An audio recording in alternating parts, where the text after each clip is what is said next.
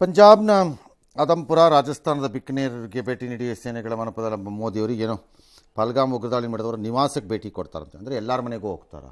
ಒಬ್ರದ್ದು ಮಾತ್ರ ಈಗ ಗೊತ್ತಾಗಿದೆ ಸರ್, ಅವ್ರು ಹೇಳ್ಕೊಂಡಿರೋದ್ರಿಂದ. ಶುಭಂ ದ್ವಿವೇದಿ ಫ್ಯಾಮಿಲಿ. ಅವರೊಬ್ಬರ ಮನೆಗೆ ಹೋದ್ರೆ ಸರಿ ಇಲ್ಲ. ಅದು ಮೀಟ್ ಮಾಡಿದ್ರೆ ಎಲ್ಲರನ್ನೂ ಮಾಡಬೇಕು. ಡೆತ್ ಈಸ್ ಡೆತ್, ಸಾವು ಸಾವೇ. 26 ಬಿ ಅನ್ಫೇರ್. ನೋಡೋಣ, ವಿಲ್ ಸಿ. ಗೊತ್ತಿಲ್ಲ, ನಮಗೂ ಗೊತ್ತಿಲ್ಲ. 30ನೇ ತಾರೀಕೇನೋ ಕಾನ್ಪುರದ ಉದ್ಯಮಿ ಶುಭಂ ದ್ವಿವೇದಿ ಅನ್ನೋರ ಮನೆಗೆ ಎಲ್ಲಿಗೋ ಹೋಗ್ತಾರಂತೆ. ಹೋಗಲಿ, ತಪ್ಪೇನಿಲ್ಲ. ಆ್ಯಕ್ಚುಲಿ ಒಬ್ಬೊಬ್ಬರ ಮನೆಗೆ ಹೋಗಿ ಕೂತ್ಕೊಳ್ಳೋಕ್ಕಾಗಲ್ಲ ಪ್ರೈಮ್ ಮಿನಿಸ್ಟರ್ ಕೈಯಲ್ಲಿ. ಎಲ್ಲರನ್ನೂ ಒಂದು ಕಡೆ ಎಲ್ಲಾದರೂ ಸೇರಿಸಿ ಅವ್ರ ಜೊತೆ ಒಂದು 2 ಗಂಟೆ ಕಾಲ ಕಳಿಬೋದಿತ್ತು. ಆ ಪ್ರಯತ್ನ ಆಗ್ಬೋದಿತ್ತು ಅಂತ ನನ್ನ ಭಾವನೆ. ಅದು ಡೆಲ್ಲಿನಲ್ಲೇ ಆಗಲಿ, ಎಲ್ಲೋ ಆಗಲಿ, ಅವ್ರಿಗಿರೋ ಬಿಸಿ ಸ್ಕೆಡ್ಯೂಲಲ್ಲಿ. ಈ ಕಡೆ ಪ್ರೈಮ್ ಮಿನಿಸ್ಟರು ಎಲ್ಲ ಮನೆಗೂ ಹೋಗಿ ಬರಬೇಕು ಅನ್ನೋದು ಅಷ್ಟು ಸುಲಭ ಅಲ್ಲ. ಅದು ಅದನ್ನು ಎಕ್ಸ್ಪೆಕ್ಟ್ ಮಾಡೋ ಹಾಗೂ ಇಲ್ಲ ಸರ್. ಏನೋ ನಮ್ಮ ಸರ್ಕಾರ ಭಯೋತ್ಪಾದನೆ ಮತ್ತು ನಕ್ಸಲ್ವಾದದ ಬಗ್ಗೆ ಶೂನ್ಯ ಸಹಿಷ್ಣುತೆ ಹೊಂದಿದೆ ಅಂತೆಲ್ಲ ಕಾರ್ಯಕ್ರಮದಲ್ಲಿ ಹೇಳಿದ್ದಾರೆ ಅವರು. ಈ ಮಧ್ಯೆ ರಾಹುಲ್ ಗಾಂಧಿ ಪೂಂಚ್ಗೆ ಹೋಗ್ತಾರಂತೆ. ಪಾಕ್ ಶೆಲ್ಲಿಂಗ್ ದಾಳಿನಲ್ಲಿ ಮೃತರಾದ ನಾಗರಿಕರಿಗೆ, ಕುಟುಂಬರಿಗೆ ಧೈರ್ಯ ಹೇಳ್ತಾರಂತೆ. ಅವೆಲ್ಲ ಮಾಡ್ರಿ, ಬೇಡ ಅಂದಿಲ್ಲ. ಸರಿ, ಅಮಿತ್ ಶಾ ಹೇಳಿದ್ದಾರೆ ಪಹಲ್ಗಾಮ್ ದಾಳಿ ಪಾಕ್ ಪ್ರಾಯೋಜಿತ ಅನ್ನೋದನ್ನು ಬಹಿರಂಗಪಡಿಸಿದೆ ಅಂತ. ಆಯ್ತಲ್ಲ, ಅದು ಓಲ್ಡ್ ಸ್ಟೋರಿ. ಅದೀಗ ಅವತ್ತಿಗೆ ಎಲ್ಲ ಜಗಜ್ಜಾಹಿರಾಯಿತು, ಎಲ್ಲರಿಗೂ ಗೊತ್ತು. ಮತ್ತು ಈ ಥರ ಒಬ್ಬ ಪ್ರಧಾನಿ ಈ ಥರದಿಂದ ಸಾವಿಗೀಡಾದವ್ರ ಮನೆಗೆ ಹೋಗೋದಿಲ್ಲ ಅಪರೂಪ ಅಲ್ಲ ಸರ್. ಇಲ್ಲಿವರೆಗೆ ಯಾರೂ ಮಾಡೇ ಇಲ್ಲ ಆ ರೀತಿ. ಮಾಡಿದ್ದಾರೆ ಸರ್? ಭಯೋತ್ಪಾದನೆ ವಿಚಾರದಲ್ಲಿ ಆಗಿದ್ದಕ್ಕೆಲ್ಲೂ ಹೋದಂಗೆ ಕಾಣಲಿಲ್ಲ. ಇದು ಮುಂಬೈದಾದ್ಮೇಲೆ ಏನಾದ್ರು ಹೋಗಿದ್ರಾ ಏನು ಅಂತ ನಂಗೆ ನೆನಪಿಲ್ಲ. ಬಟ್ ಲಾರ್ಜ್ಲಿ ಇಲ್ಲ. ಜನರಲಿ ಅದನ್ನು ಮಾಡೋಕ್ಕೆ ಹೋಗಲ್ಲ. ಇದೆಲ್ಲ ಸ್ವಲ್ಪ ಭಾವನಾತ್ಮಕವಾಗಿ ಬಂದಿರುವಂಥ ಘಟನೆಗಳು. ಹಾಗಾಗಿ ಪ್ರೈಮ್ ಮಿನಿಸ್ಟ್ರು ಒಂದು ಸಂದೇಶ ರವಾನೆ ಮಾಡಲಿಕ್ಕೆ ಹೋಗ್ತಾ ಇರೋಂಗೆ ಕಾಣುತ್ತೆ. ನಟ್ಸೂಕೆ ಹೋಗೋದ್ರಲ್ಲಿ ತಪ್ಪಿದೆ ಅಂತ ನಾನು ಹೇಳಲ್ಲ. ಮತ್ತೆ ಮುಂದೆ ಆದಾಗೆಲ್ಲ ಎಲ್ಲದಕ್ಕೂ ಹೋಗ್ಬೇಕು ಅಂತ ಹೇಳಕ್ಕೂ ಆಗಲ್ಲ. ಅದನ್ನು ಹಂಗೆಲ್ಲ ಮಾಡೋಕ್ಕಾಗಲ್ಲ. ಸರ್ಕಾರದ ಭಾಗವಾಗಿ ಈ ಪ್ರಕರಣದಲ್ಲಿ ಒಂದು ಕೇಸ್ಗೆ ಹೋದ್ರೆ ಅಷ್ಟು ಒಳ್ಳೇದಲ್ಲ. ಎಲ್ಲರನ್ನೂ ಮಾತಾಡೋದು ಒಳ್ಳೆಯದು. ಈ ಫ್ಯಾಮಿಲಿ ಹೇಳಿದ್ರಿಂದ ಇದು ಗೊತ್ತಾಗಿದೆ ಅಷ್ಟೇ. ಪಾಸಿಬಲ್. ನೋಡೋಣ, ಗೊತ್ತಿಲ್ಲ ಅವ್ರು ಏನು ಮಾಡ್ತಾರೋ ಮುಂದೆ. ಇನ್ನು ರಾಮನಗರಕ್ಕೆ ಬೆಂಗಳೂರು ದಕ್ಷಿಣ ಜಿಲ್ಲೆ ಅಂತ ಹೆಸರು ಮರುನಾಮಕರಣ ಮಾಡಿರೋದಕ್ಕೆ ಕೇಂದ್ರ ಸಚಿವ ಕುಮಾರಸ್ವಾಮಿ ಅವರು ಕೆಂಡಾಮಂಡಲರಾಗಿದ್ದಾರೆ. ದೆಹಲಿಯಲ್ಲಿ ಸುದ್ದಿಗೋಷ್ಠಿ ನಡೆಸಿದ್ರು. ನಾನೇನ್ ಮಾಡಿದ್ದೀನಿ ಅಂತ ಸರ್ಕಾರ ದಾಖಲೆಯನ್ನ ತೆಗೆದಿಟ್ಟು ಮಾತನಾಡಲಿ ಅಂತ ಸವಾಲ್ ಹಾಕಿದ್ರು. ಇದಕ್ಕೆ ಡಿಕೆ ಶಿವಕುಮಾರ್ ಕೂಡ ಕೌಂಟರ್ ಕೊಟ್ಟಿದ್ದಾರೆ. ನಾವೇನು ರಾಮನಗರ ಹೆಸರು ಬದಲಿಸ್ತಾ ಇಲ್ಲ, ಜಿಲ್ಲೆಯ ಹೆಸರಷ್ಟೇ ಬದಲಿಸ್ತಾ ಇದ್ದೀವಿ, ಅವ್ರಿಗೇನು ತೊಂದರೆ ಅಂತ ಪ್ರಶ್ನಿಸಿದ್ದಾರೆ. ಇನ್ನು ಕುಮಾರಸ್ವಾಮಿ ಮತ್ತೆ ಬಂದ ಮೇಲೆ ಹೆಸರು ಬದಲಿಸ್ತಾರೆ ಅಂತ ರೇವಣ್ಣ ಹೇಳಿದ್ದಾರೆ. ಸತೀಶ್ ಜಾರಕಿಹೊಳಿ ಅವರು ರಿಯಾಕ್ಟ್ ಮಾಡಿ ಯಾವ ಕಾರಣದಿಂದ ಇದು ಮಾಡಿದ್ದಾರೋ ಅದು ಡಿಸಿಎಂಗೆ ಗೊತ್ತು ಅಂತ ಹೇಳಿದ್ದಾರೆ. ಇನ್ನು ಅಮಿತ್ ಮಾಳವಿಯಾ ಅವರು ಎಕ್ಸ್ನಲ್ಲಿ ರಾಮನ ಹೆಸರನ್ನ ಕೈಬಿಟ್ಟು ಬೆಂಗಳೂರು ದಕ್ಷಿಣ ಅಂತ ಹೆಸರು ಬದಲಾಯಿಸಿದ್ದಾರೆ. ಹಿಂದೂಗಳು ತಮ್ಮ ತಾಯ್ನಾಡಿನಲ್ಲಿ ಉಳಿಬೇಕಾದ್ರೆ ಕಾಂಗ್ರೆಸ್ ಸಾಯಬೇಕು, ಹಿಂದೂಗಳಿಗೆ ಬೇರೆ ಆಯ್ಕೆ ಇಲ್ಲ ಅಂದಿದ್ದಾರೆ. ಈ ಮಧ್ಯೆ ಭೂಕಂದಾಯ ನಿಯಮ 1964 ಕಲಂ 4 ಅಡಿಯಲ್ಲಿ 3 ಭಾಷೆಗಳಲ್ಲಿ ಬೆಂಗಳೂರು ದಕ್ಷಿಣ ಅಂತ ಹೆಸರನ್ನ ಬದಲಾವಣೆ ಮಾಡಿದ್ದಾರೆ. ಬೆಂಗಳೂರು ದಕ್ಷಿಣ ಮಾಡಿದ ತಕ್ಷಣ ಎಲ್ಲಾ ರಸ್ತೆಗಳಿಗೆ ಎಲ್ಲರ ಮನೆಗೂ ಚಿನ್ನದ ತಗಡು ಕೊಡಿಸ್ತಾರ. ರಾಮನ ಹೆಸರಿಗೆ ಅವಮಾನ ಮಾಡ್ಬಿಟ್ರು. ಇದನ್ನ ನಾನು ಹೇಳೋದು, ಆ ಕೆಂಗಾಲನ್ ಮಧ್ಯೆ ಅವ್ರ ಹೆಸರನ್ನಾದ್ರೂ ಇಟ್ಟಿದ್ರು ಮೆಚ್ಕೋಬಹುದಾಗಿತ್ತಲ್ವಾ. 3 ಜನ ಮುಖ್ಯಮಂತ್ರಿ ಕೊಟ್ಟಂತ ಒಂದು ತಾಲೂಕದು. 2007ರಲ್ಲಿ ನಾನು ತೀರ್ಮಾನ ಮಾಡಿದಾಗ ಅವತ್ತೇ ವಿರೋಧ ಮಾಡಬೇಕಾಗಿತ್ತು. ಈ ರಾಜಕಾರಣಕ್ಕೆ ನಾನು ಈಗ ತಲೆ ಕೆಡಿಸ್ಕೊಳ್ಳಲ್ಲ. ಗೊತ್ತಿದೆ ನನಗೆ ಮುಂದಿನ ಚುನಾವಣೆ ಏನಾಗುತ್ತೆ ಅಂತ. ಮತ್ತೆ ಬದಲಾವಣೆ ಆಗುತ್ತೆ. ನಮ್ಮ ಹೆಸರು ನಮ್ಮ ಬೆಂಗಳೂರು ಜಿಲ್ಲೆಯವ್ರು. ನಾವು ನಮ್ದೇ ಆದಂತ ಆಸೆ ಎಲ್ಲ ಇರ್ತದೆ. ಈಗ ಮಡ್ರಾಸ್ನ ಚೆನ್ನೈ ಅಂತ ಹಾಕಿಟ್ಕೊಂಡು ವಾಪಸ್ ತಿರ್ಗಾ ಗುಲ್ಬರ್ಗ, ಕಲಬುರಗಿ ಅಂತ ಹಾಕಿಟ್ರು. ನಮ್ ಜಿಲ್ಲೆ ಅದು ಬೆಂಗಳೂರು ಜಿಲ್ಲೆ ಇಟ್ಟಿದೀವಿ. ಅವ್ರಿಗೇನ್ ತೊಂದರೆ ಅಂತ. ನಮ್ದು ಬೆಂಗಳೂರು ಅವರು ಏನು ತೊಂದರೆ ಕರೆಕ್ಟು. ನಿಮಗೇನು ತೊಂದರೆ ಆಗ್ತಿತ್ತು ರಾಮನಗರ ಇದ್ದಿದ್ದಿದ್ರೆ? ನೀವು ಏನು ಬೇಕಾದ್ರೆ ಹೇಳ್ಬೋದು. ಚೆನ್ನೈ ಇಡೋದಕ್ಕೆ ಕಾರಣಗಳಿವೆ.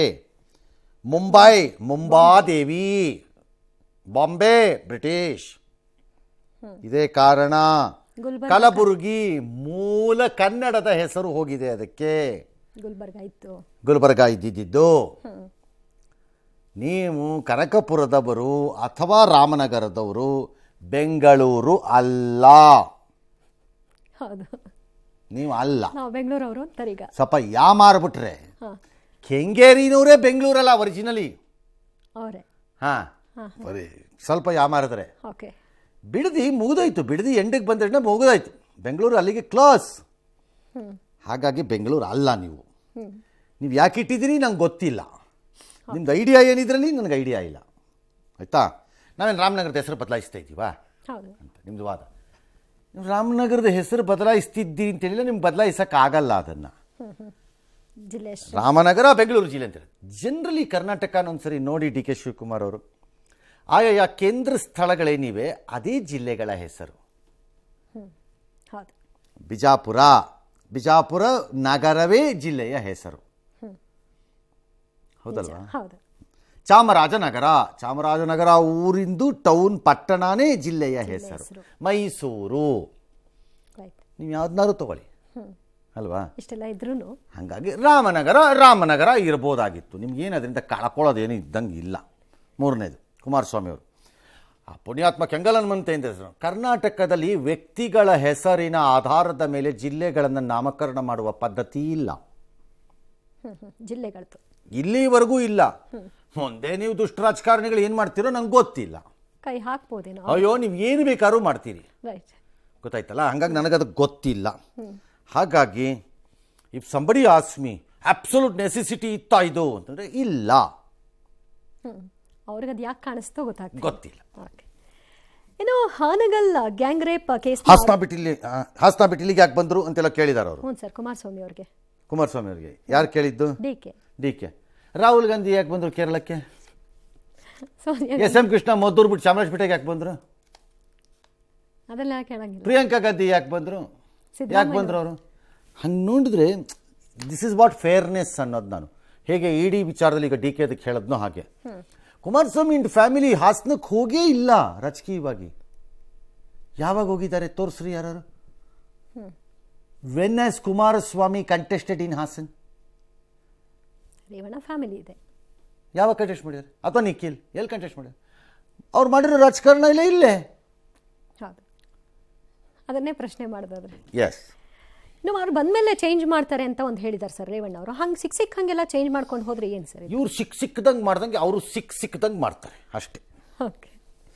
ಇನ್ನು ಹಾನಗಲ್ ಗ್ಯಾಂಗ್ ರೇಪ್ ಕೇಸ್ನ ಆರೋಪಿಗಳಿಗೆ ಜಾಮೀನು ಸಿಗ್ತಿದ್ದಂತೆ 3 ದಿನದ ಹಿಂದೆ ಹಾವೇರಿ ಸಬ್ ಜೈಲಿನಿಂದ ಹೊರಬಂದ 7 ಆರೋಪಿಗಳ ಪೈಕಿ 5 ಕಾರ್ನಲ್ಲಿ 20ಕ್ಕೂ ಹೆಚ್ಚು ಹಿಂಬಾಲಕರ ಜೊತೆ ಅಕ್ಕಿ ಆಲೂರಿನ ಪ್ರಮುಖ ಬೀದಿಗಳಲ್ಲಿ ಮೆರವಣಿಗೆ ನಡೆಸಿದ್ರು. ವಿಡಿಯೋಗಳನ್ನ ಮಾಡಿಕೊಂಡು ವೈರಲ್ ಕೂಡ ಮಾಡಿಕೊಂಡ್ರು. ತಕ್ಷಣವೇ ಎಚ್ಚೆತ್ತ ಪೊಲೀಸರು ಬೇಲ್ ಷರತ್ತು ಉಲ್ಲಂಘಿಸಿದ ಹಿನ್ನೆಲೆಯಲ್ಲಿ 7 ಆರೋಪಿಗಳ ಪೈಕಿ 5ರನ್ನ ಬಂಧಿಸಿದ್ದಾರೆ. ಇಬ್ಬರಿಗಾಗಿ ಶೋಧ ನಡೀತಾ ಇದೆ. 7 ಆರೋಪಿಗಳ ಜಾಮೀನು ರದ್ದತಿಗೆ ಕೋರ್ಟ್ಗೆ ಅರ್ಜಿ ಕೂಡ ಹಾಕೊಂಡಿದ್ದಾರೆ. ಹೀಗಂತ ಎಸ್ಪಿ ಅಂಶುಕುಮಾರ್ ತಿಳಿಸಿದ್ದಾರೆ. ಇನ್ನು ಆರೋಪಿಗಳ ರೋಡ್ ಶೋಗೆ ಮಹಿಳಾ ಆಯೋಗ ಕಿಡಿಕಾರಿದೆ. ಎಂಎಲ್ಸಿ ಚಲವಾದಿ ನಾರಾಯಣಸ್ವಾಮಿ ಕೂಡ ಕಾನೂನು ಸುವ್ಯವಸ್ಥೆ ಇದೆಯಾ ಅಂತ ಪ್ರಶ್ನೆ ಮಾಡಿದ್ದಾರೆ. ಸಿಎಂ ಚೆನ್ನಾಗಿದೆ ಅಂತ ಹೇಳಿದ್ದಾರೆ ಅಷ್ಟೇ. ಚೆನ್ನಾಗಿದೆ, ಏನೂ ಆಗಿಲ್ಲ. 7 ಆರೋಪಿಗಳಿಗೆ ಬೇಲ್ ಆದ ನಂತರ ಅವರು ದಾರಿಯಲ್ಲಿ ಒಂದು ಪ್ರೊಸೆಷನ್ ತರ ಮಾಡಿ ಮತ್ತೆ ವಿಡಿಯೋ ಮಾಡಿದರು. ಮನಸ್ಥಿತಿ ತುಂಬಾ ಕೆಟ್ಟದಿದೆ. ಇವತ್ತು ಕಾನೂನು ತುಂಬಾ ಚೆನ್ನಾಗಿದೆ ನಮ್ದು. ಅದೇ ತರ ನಮ್ ಕಾನೂನು ಎವಿಡೆನ್ಸ್ನು ಕೇಳುತ್ತೆ. ಎವಿಡೆನ್ಸ್ ಇಲ್ಲ ಅಂತಂದ್ರೆ ಕಾನೂನಲ್ಲಿ ನಮ್ಗೆ ನ್ಯಾಯ ಸಿಗೋದಿಲ್ಲ. ಇದನ್ನ ಸೆಲೆಬ್ರೇಟ್ ಮಾಡೋರ ಮನಸ್ಥಿತಿ ಇದೆಯಲ್ಲ, ಮೊದಲು ಬದಲಾಗಬೇಕು. ಇಡೀ ರಾಜ್ಯದಲ್ಲಿ ಕಾನೂನು ಸುವ್ಯವಸ್ಥೆ ಕೆಟ್ಟಿದೆ. ಇದು ಮನಸ್ಥಿತಿ ಬದಲಾಗಬೇಕು, ಅದಾಗಲ್ಲ. ಹೋಗೋ ಮಾತುಗಳೇ. ಸುಮ್ಮನೆ ನೀವು ಈ ಲಿಟ್ರರಿ ಬುಕ್ಕಿಶ್ ಆಗಿ ಮಾತಾಡಿದ್ರೆ ಪ್ರಯೋಜನ ಇಲ್ಲ.